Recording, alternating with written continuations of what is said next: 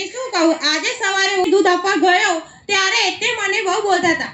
અરે કહે કે વાઘજી આવું કેમ દૂધ આપે છે? પહેલા સારું આપતો હતો અને અત્યારે કેમ આવું આપે છે? શું કરીએ વાઘજીભાઈ, લોકો પ્લાસ્ટિકનો ઉપયોગ એટલો બધો કરે છે ને કે મારી ગાય તો ચરવા જાય ને તો ન ઈચ્છે તો પણ પ્લાસ્ટિક ખાઈ જાય છે.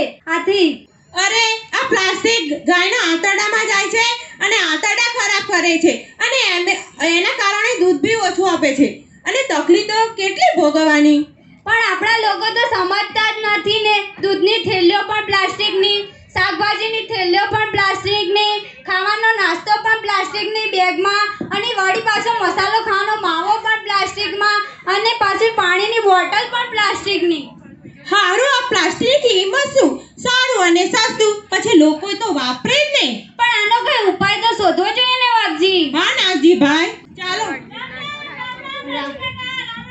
વાઘજી કાકા કેમ છો? મજામાં. કેમ શું ચિંતામાં છો? આ પ્લાસ્ટિકથી અમે કંટાળી ગયા. કેમ શું થયું વળી? અરે અમારી ગાય હવે મરવા માંડી છે. કેમ શું થયું? અરે આ જ્યાં ત્યાં પ્લાસ્ટિકની થેલીઓમાં કચરો નાખીને અને અમારી ગાયમાં અંદર ખાય છે અને પછી એ અંદર વાતેડામાં જાય છે અને એમને કેન્સર એવું થાય છે. ઓહ, આ તો બહુ ખરાબ કહેવાય હો. આજે અને હા સાંભળો, આજે આપણા ગામમાં વિજ્ઞાનના પ્રોફેસર આવવાના છે. તે પ્લાસ્ટિકથી આપણને બધું સમજાવશે કે પ્લાસ્ટિકથી શું નુકસાન થાય છે અને પ્લાસ્ટિકનો યોગ્ય જગ્યાએ કેવી રીતે નિકાલ કરવો. આજે 5 વાગે સર આવવાના છે, તમે બધા આવજો હો. અને અમે ગામના લોકોને પણ બોલાવીને. હા, ગામના લોકોને પણ બોલાવજો હો ને. હા સારું. નમસ્તે મેહુલભાઈ. નમસ્તે પ્રવીણભાઈ. જુઓ, આ અમારા પ્રીતિ, પ્રિયંકા અને માનસી, આ 3 અમારા પ્લાસ્ટિક મુક્ત અભિયાનના સ્વયંસેવકો છે. હા પ્રવીણભાઈ. અને તમે તેમને શીખવો કે એના વિશે શું કરવાનું અને કેવી રીતે કરવાનું. ચોક્કસ પ્રવીણભાઈ, મને લાગે છે કે તમારી ટીમ ઉર્જાવાન અને ઉત્સાહી છે. હા, એ તો છે જ ને. સરકારશ્રીના પ્લાસ્ટિક નાબૂદીના અભિયાન રૂપે આપણે શું કરવું તે માહિતી આપણને પરિપત્ર દ્વારા મળી છે. આપણે તે સમજીએ. બરાબર? હા સર. આ પ્લાસ્ટિક રૂપી રાક્ષસ આપણી પૃથ્વીને ગળી રહી છે અને તે જેમ જાય તેમ સમસ્યા વધારી રહી છે અને આપણે તેને સમસ્યાને દૂર કરવાની છે. બરાબર ને? તમને ખબર છે આપણે કેટલા પ્રકારના પ્લાસ્ટિક વાપરીએ છીએ? હા સર. આપણે 2 પ્રકારના પ્લાસ્ટિક વાપરીએ છીએ. એક થર્મોસ્ટેટ પ્લાસ્ટિક અને બીજું થર્મોપ્લાસ્ટ પ્લાસ્ટિક. થર્મોસ્ટિક પ્લાસ્ટિક એટલે શું સર? થર્મોસ્ટેટ પ્લાસ્ટિક એટલે કે મોબાઈલ, ફોન વગેરે. બીજું કયું પ્લાસ્ટિક કયું?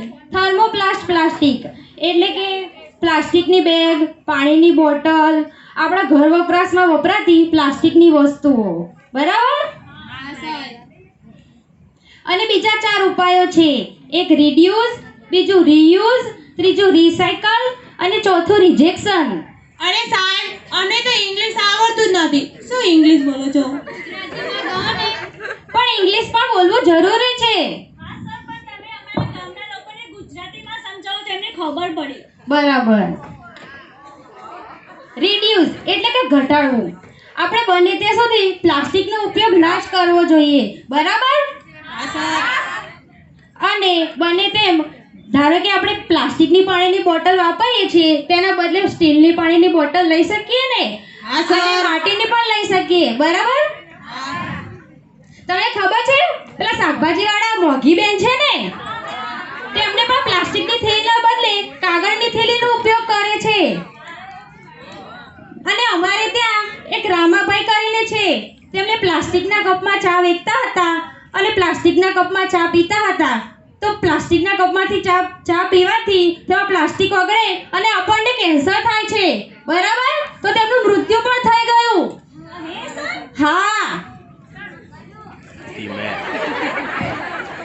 રીયુઝ એટલે કે ફરીને ઉપયોગ કરવો. આપણે ઊંચી ગુણવત્તાવાળું પ્લાસ્ટિક વાપરીએ તો તેનો ફરીને ઉપયોગ કરી શકીએ. બરાબર ને? હા સર. બરાબર? તમે પણ ઊંચી ગુણવત્તાવાળું જ પ્લાસ્ટિક વાપરજો અને બને ત્યાં સુધી તો તેનો ઉપયોગ ન કરવો તો સારું. ત્રીજું રિસાયકલિંગ એટલે કે તેનું ફરીથી ઉત્પાદન કરવું. આપણે બને ત્યાં સુધી ઊંચી ગુણવત્તાવાળું પ્લાસ્ટિક વાપરીએ તો ફરીને ઉપયોગ કરી શકીએ. તો પછી આપણે એનું રિસાયકલિંગ કરવું જ ના પડે, બરાબર ને? અને તમે ભીનો અને સૂકો કચરો જ્યાં અલગ થતો હોય તેવી જગ્યાએ તેનો નિકાલ કરો તો વધારે સારું રહે, બરાબર?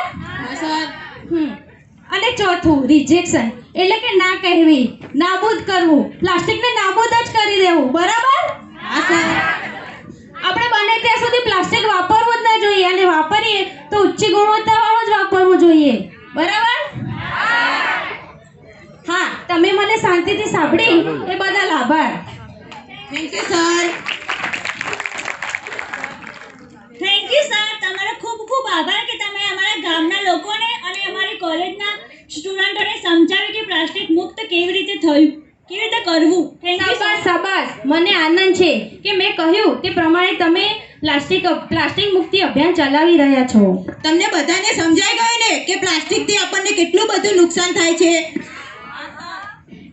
તો ચાલો આપણે એક સંકલ્પ લઈએ, બરાબર? અને પ્રેક્ષકોને પણ વિનંતી, સંકલ્પ લેવા પોતાના સ્વસ્થાને ઊભા થાય.